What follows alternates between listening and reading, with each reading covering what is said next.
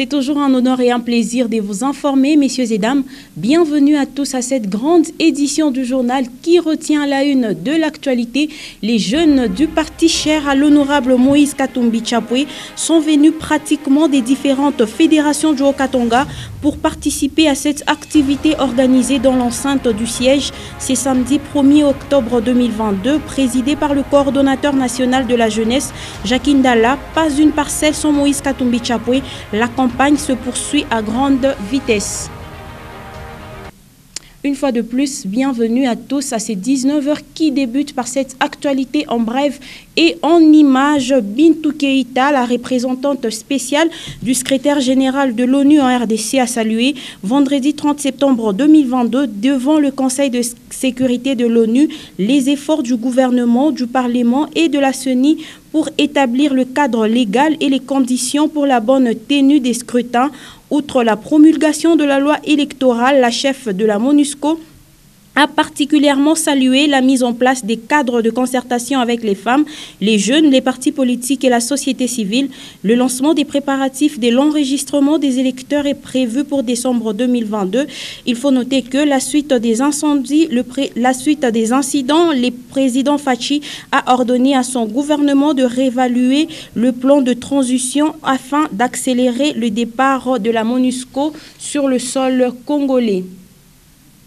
Et nous allons prendre une autre actualité en bref et en images. La MONUSCO confirme l'attaque le vendredi 30 septembre 2022 à 22h30 de sa base opérationnelle à Minembwe dans le sud Kivu. La mission pointe du doigt des membres présumés du groupe armé Twirwaneho. Au cours de cet événement, un casque bleu a été tué par ces hommes armés. Il faut noter que la MONUSCO demeure engagée à soutenir le gouvernement et le peuple congolais dans leurs efforts pour instaurer la paix et la stabilité dans l'est du pays. Aujourd'hui, la MONUSCO est entrée dans une phase de transition qui va aboutir à son départ progressif de la RDC à horizon 2024. De son côté, le gouvernement congolais a annoncé sa décision de réévaluer ce plan de retrait à la suite des manifestations violentes contre le personnel et le matériel de la mission ayant occasionné plusieurs dégâts dans la partie est de la République démocratique du Congo. Dans l'actualité, c'est aussi plus de 460 personnes interpellées après un bouclage organisé le vendredi 30 septembre 2022 dans les communes de Lingwala et Kinshasa. Une opération qui visait à traquer les Kuluna, auteurs des cas d'insécurité et de criminalité dans la capitale RD congolaise. Les détails avec José Kalumba et Merveille Congolo. Ils sont environ 460 présumés délinquants ou Kuluna appréhendés par la police nationale congolaise lors d'un bouclage ciblant les communes de Lingwala et Kinshasa vendredi 30 septembre 2022. Après vérification, beaucoup d'entre eux ont été relâchés. Seules 115 personnes ont été identifiées par les forces de l'ordre comme faisant partie de cette bande. Précision du commissaire provincial de la police nationale congolaise, Silvano Kasongo.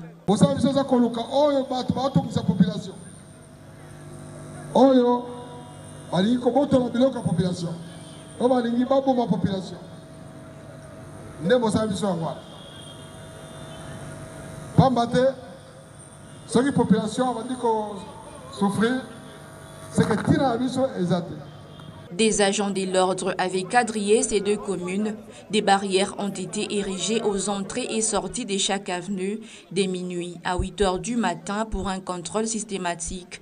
Seuls les écoliers, les enseignants et le personnel de santé ont été autorisés à sortir des quartiers bouclés. La population a salué le professionnalisme de la police nationale congolaise lors de cette opération de grande envergure visant à ramener la paix et la tranquillité à Kinshasa. Parce que banditisme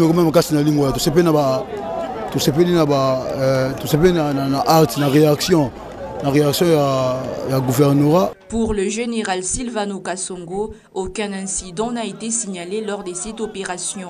La traque des Kuluna est consécutive à la recrudescence du banditisme urbain et de l'insécurité grandissante dans la capitale congolaise, causant ainsi la perte en vie humaine, la destruction méchante, vol et extorsion de biens au cours de leurs affrontements en public avec les armes blanches. Et place à présent à ce message du porte-parole de l'honorable Moïse Katumbi Chapwe, des soulèvements à répétition sur l'ensemble du territoire national, l'insécurité dans la partie est de la République démocratique du Congo avec l'occupation prolongée des rebelles du mouvement M23 à Bunagana, des violences intercommunautaires. Voilà entre autres les situations auxquelles font face les Congolais au quotidien. Ce tableau est peint par le porte-parole de Moïse Katumbi Chapwe. Dans sa communication, Olivier Kamitatou demande également aux Congolais de se préparer à la campagne d'enrôlement des électeurs pour enfin, lors des élections dont ils désirent être organisées dans un délai constitutionnel, que chacun puisse élire un dirigeant qui mettra fin à tous ces maux qui rongent les populations. Suivez-le. À la veille des élections générales, de très graves incertitudes assombrissent l'horizon de notre pays. Il s'agit notamment de l'insécurité endémique dans les provinces de l'Est. L'occupation prolongée de Bunagana par le M23 est de plus en plus préoccupante. Tout comme les massacres perpétrés chaque jour dans l'indifférence générale par les EDF dans le grand nord du Kivu et en Ituri. À l'ouest, aux portes même de notre capitale, la recrudescence des violences dans le Mai-Ndombe et le Kwilu menace très sérieusement la paix. Dans toutes les grandes villes, l'insécurité grandit. Les revendications sociales se multiplient. Elles sont souvent durement réprimées. Médecins, fonctionnaires, professeurs d'université se retrouvent régulièrement dans la rue. Le tableau général est sombre. Partout, l'autorité de l'État est menacée. Plus rien ne rassure les Congolais. Dans ce contexte, notre population est de plus en plus impatiente de désigner dans des élections libres, démocratiques, transparentes et inclusives ses futurs représentants à tous les niveaux.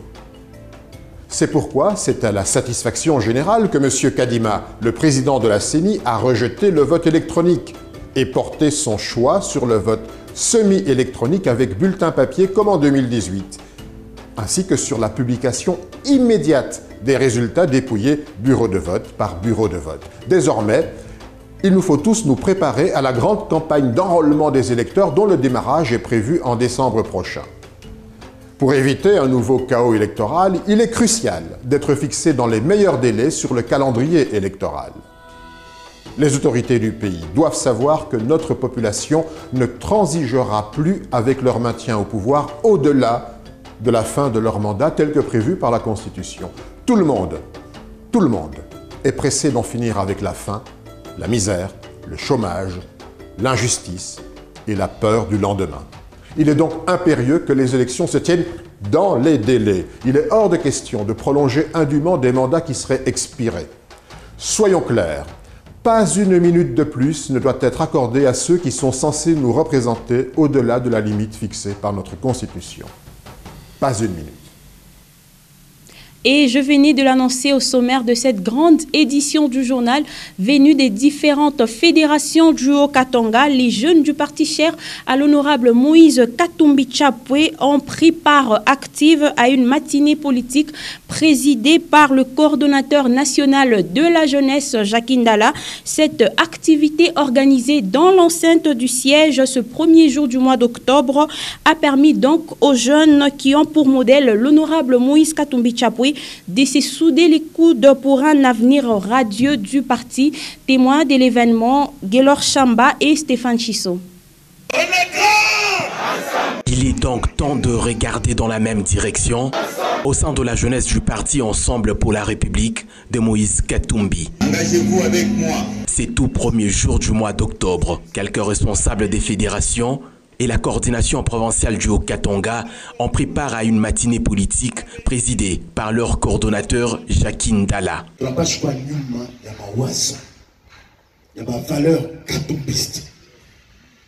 Jeunesse ensemble, pas les routes. Nous passons le monde là-bas. Moi, venir à la commune. Il y a quoi ça, il y a pour imposer leadership. Je suis jeune dans une parcelle. J'impose mon leadership par mon comportement, mon attitude et les valeurs katumbistes. La première valeur katumbiste pour la jeunesse, c'est la discipline. Point. Tout jeune qui aime l'honorable Moïse Katumbi doit respecter scrupuleusement les prescrits de cette famille politique. C'est une activité organisée expressément dans le Haut-Katanga, particulièrement le Lumbashi, pour donner le tonus au niveau de toutes les provinces à travers le pays, pour que la jeunesse, au-delà de la campagne porte-à-porte, qu'elle prenne conscience que nous devons être sur le terrain, travailler dans la paix, dans la discipline et qu'il n'y ait pas de conflit. C'est la mobilisation, la jeunesse est ensemble, est une jeunesse disciplinée, engagée et devra être vigilante.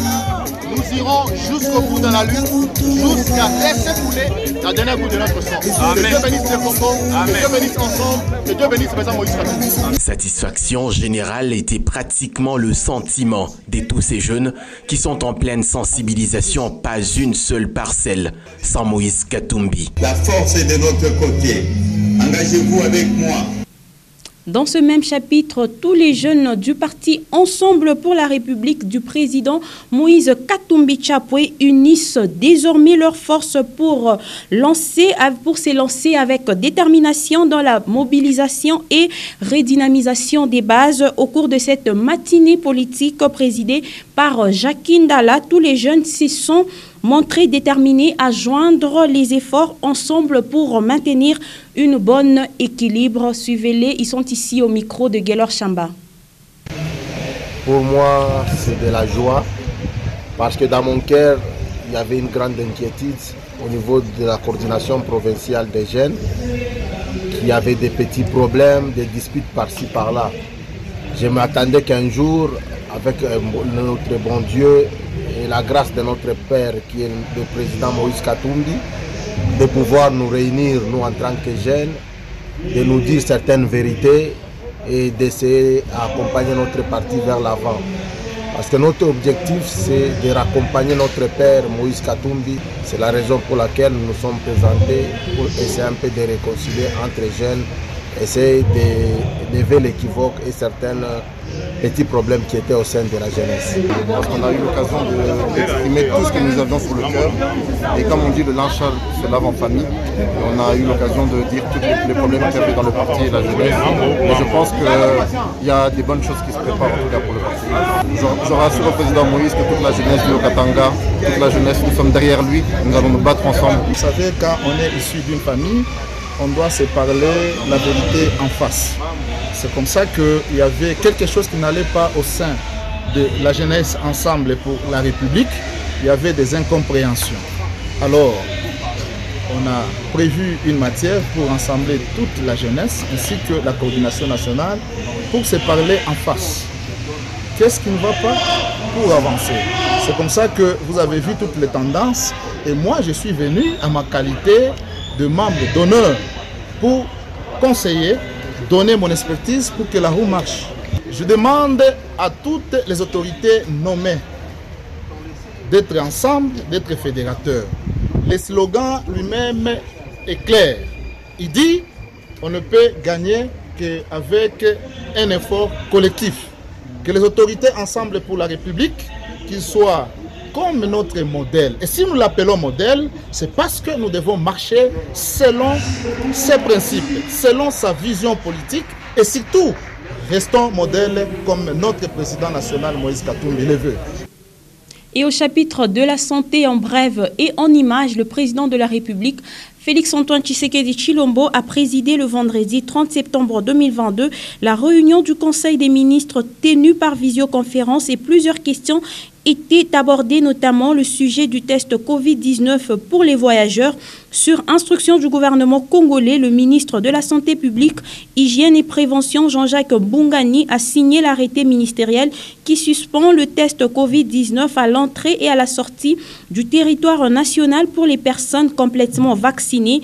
Et il faut noter que cet arrêté ministériel qui formalise ces mesures entrera en application de ce samedi 1er octobre 2022. Et un mot de sport dans cette grande édition du journal en prévision du championnat national des handball du Congo. L'handball Police Dames était en amical face à l'handball Mazembe ce samedi 1er octobre 2022 au terrain des Omnisports de Kiwele, 46-40 et le score à l'arrivée en faveur de l'handball Mazembe, un match de fixation qui a donc permis au coach Guy Kabolé d'avoir une idée sur son effectif bien avant le début du championnat national. Sam Karamboué pour les détails. C'est avec un écart de 6 points, soit 46-40, que l'Handball Club Police est incliné en amical devant l'Handball Club Mazembe. Classé 3e au niveau de la province, les filles du coach Guy Kabolé ont couru derrière le score dès l'entame de la partie. Dans une rencontre parfaitement maîtrisée par le protégé de Michel Kaboué, Police n'a pas su faire mieux que de réduire l'écart de but, 20-25 à la pause, puis 46-40 score final en faveur de Corbeau. Le résultat importe peu pour le coach Guy, qui promet de corriger certaines erreurs, notamment le retour en zone de ses filles. Le problème est de corriger le retour en zone. Le retour en zone est comme mubaya. La défense est une peine à défaut moi fulani ile tutaweza kurudia kwa entraînement tutengeneze. Pour attaque quand même kuko ça va aller kuko pas moins mrefu par rapport à la défense na retour en zone. Finir parmi les 3 premiers à la prochaine Coupe du Congo reste l'objectif majeur de Police. Parmi les 3 premiers à tout à poussable. Ça je suis sûr et j'insiste. Parmi les 3 premiers à tout à poussable. C'est avec ces mêmes morales remarquées au cours de ce match amical que l'Handball Club Police Dames représentera la province à la prochaine Coupe du Congo Senior de Dames, prévue à Kinshasa au cours de ce mois d'octobre.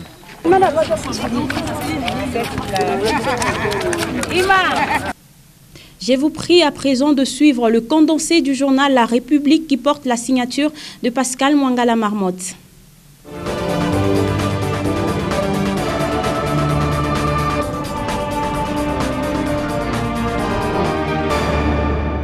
Diplomatie, où est passé l'ambassadeur de la RDC à Bangui, s'interroge Baudouin Ambawechi dans sa réflexion, reprise par le journal La République numéro 1293, paru à Kinshasa le vendredi 30 septembre 2022, dans sa rubrique La Plume des Autres, sur la page 8. Bienvenue, mesdames et messieurs, à votre lit pour vous, sur votre chaîne. Esdras Kambale Baekwa, ambassadeur du Congo-Kinshasa en Centrafrique, serait introuvable dans la capitale centrafricaine. Selon une source locale, il aurait traversé le fleuve Ubangi pour se mettre à l'abri sur le territoire congolais. Expéditeur d'une dépêche diplomatique destinée au chef de l'État congolais, le diplomate a été sidéré de retrouver ce document transmis par le canal d'un conseiller à la présidence sur les réseaux sociaux. Cette histoire pourrait se décliner comme une pièce de théâtre. L'ambassadeur Kambale est le seul chef de mission diplomatique à Bangui qui n'a pas de moyens de locomotion, confie une source locale bien informée. Une manière de dire que les diplomates congolais attendent toujours l'embellie promise lors de la conférence diplomatique tenue en février 2022 à Kinshasa. Violence sexuelle, plaidoyer pour un circuit de communication permanent entre Kinshasa et les provinces, écrit le confrère sur la page 2. Au niveau du pays, il y a déjà un fonds de réparation. Il y a des lois sur les violences sexuelles qui sont également en chantier, qui vont probablement être transmises bientôt au niveau du Parlement. Donc, il y a des actions législatives et en même temps des actions concrètes qui sont faites pour que petit à petit, on arrive à éradiquer les violences. Écho des provinces sur la page 6, à Maïndombe, Kwamut, il y aura enrôlement des électeurs, écrit le confrère. Il y aura enrôlement des électeurs dans le territoire de Kwamut, en province de Maïndombe, malgré le conflit communautaire entre les communautés Teke et Yaka qui a frappé ce coin de la RDC. Les assurances ont été données quant à ceux à la gouverneure de cette province, Rita Bola, le mercredi 28 septembre 2022 à Kinshasa, par le président de la Commission électorale nationale indépendante, Denis Kadima. Un mot de culture pour finir, et c'est sur la page 10. L'idiot du papillon à la chanson, écrit le confrère. Au départ, il a caché sous le lit. Je viens d'une famille où je ne pouvais pas faire de la musique, confie l'ancien sportif de haut niveau qui s'est fait les bras à la natation. En dehors du sport, pour ses parents, l'avenir passait par les diplômes. Longtemps, jusqu'à ses 20 ans, il a donc suivi les injonctions. mais l'attirance pour la musique était déjà là de longue date. Meta Dia, aujourd'hui l'un des plus brillants représentants du reggae sénégalais installé aux États-Unis, est un grand frère qui a contribué à éveiller cette passion. Quand j'étais en 6e, il était à l'école British Council en face de mon établissement. Parfois, je séchais pour le voir jouer avec sa guitare, rapporte Lidiop qui a invité son compatriote sur son album précédent. Et c'est la fin de Celui pour vous sur votre chaîne et dont l'intégralité du journal est à retrouver sur www.pagnota.net. Merci mesdames, merci messieurs de l'avoir suivi et surtout, tâchez de quitter cette terre en l'ayant rendu un peu meilleur que vous ne l'aviez trouvé.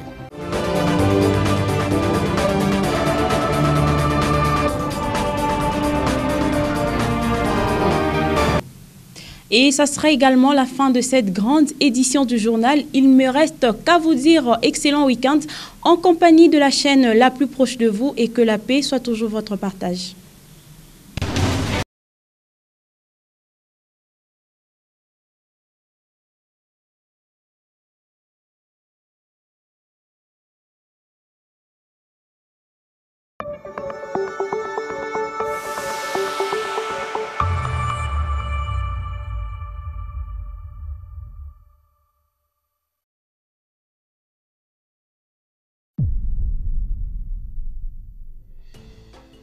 À la veille des élections générales, de très graves incertitudes assombrissent l'horizon de notre pays. Il s'agit notamment de l'insécurité endémique dans les provinces de l'Est. L'occupation prolongée de Bunagana par le M23 est de plus en plus préoccupante. Tout comme les massacres perpétrés chaque jour dans l'indifférence générale par les EDF dans le grand nord du Kivu et en Ituri. À l'ouest, aux portes même de notre capitale, la recrudescence des violences dans le Mai-Ndombe et le Kwilu menace très sérieusement la paix. Dans toutes les grandes villes, l'insécurité grandit. Les revendications sociales se multiplient.